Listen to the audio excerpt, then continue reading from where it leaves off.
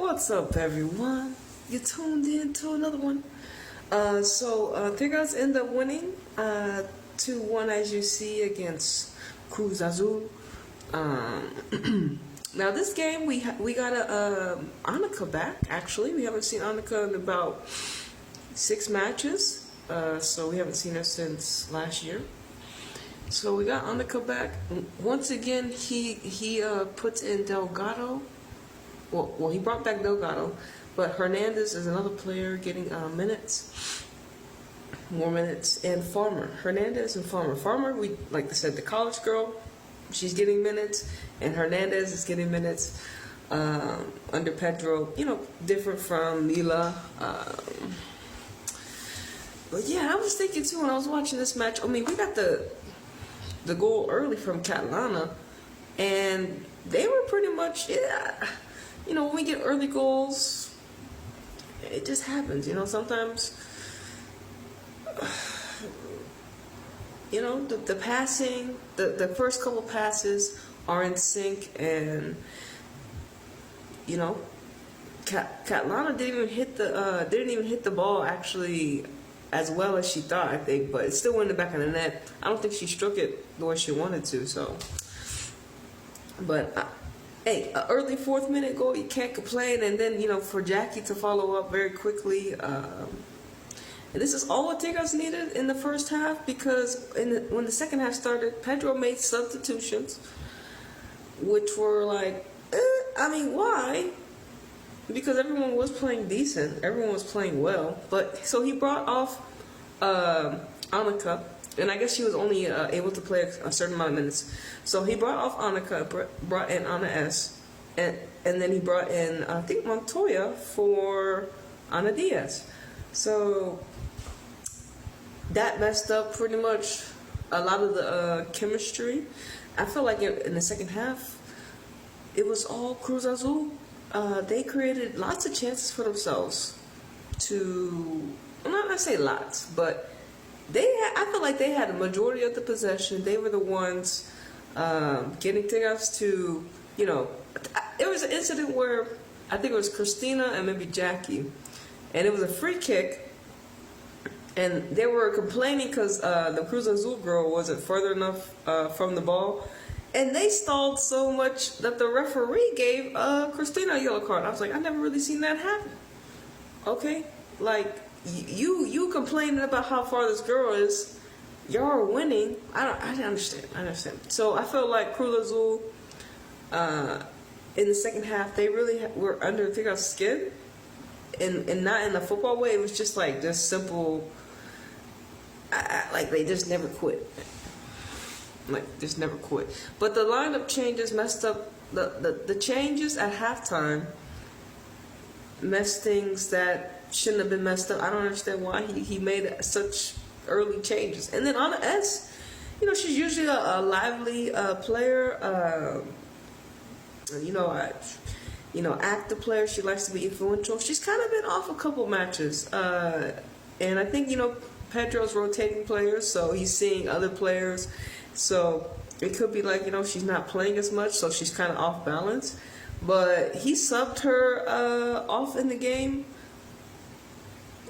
Maybe 15-20 minutes later, when she came in, it was very short. She was brief. Maybe something hurt. Maybe she heard something, but I think it was just on form, like the way she was out there. She had made a mistake, and her reaction to it, I don't think it was good body language. So he had to sub her, and it is what it is, because we need everyone out there performing well.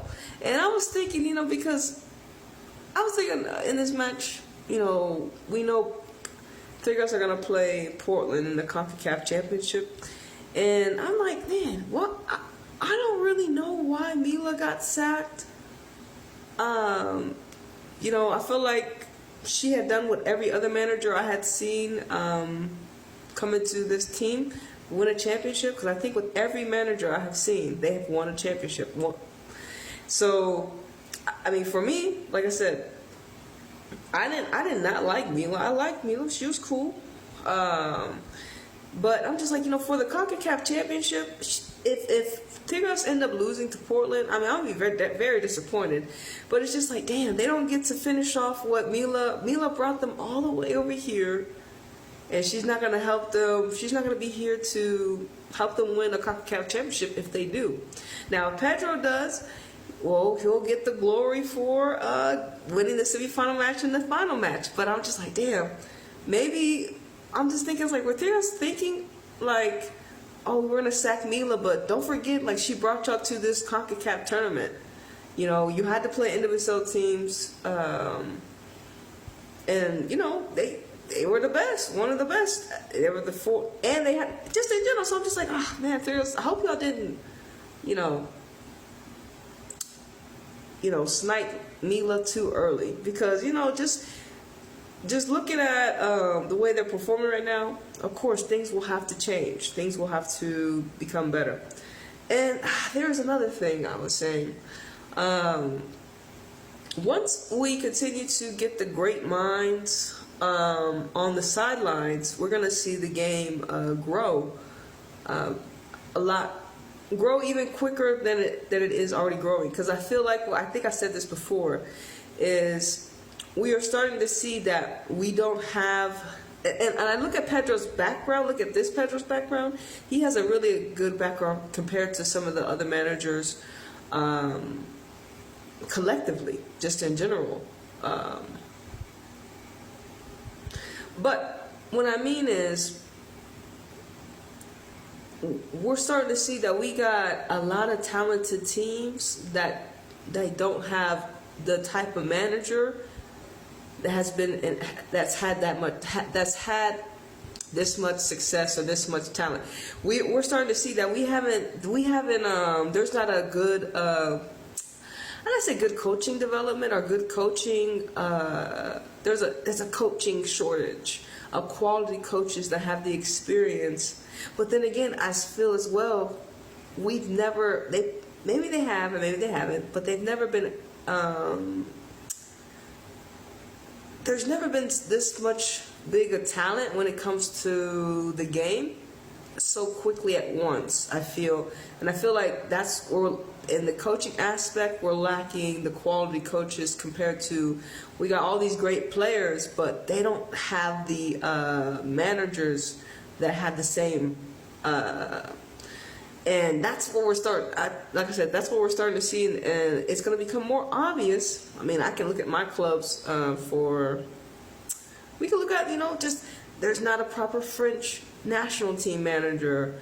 I look at my team, Houston can't find a team, someone to stick around. There's coaches that are not willing to put in the time. There's coaches that are not, and like I said, it could be these coaches are not getting opportunities because they don't have the background.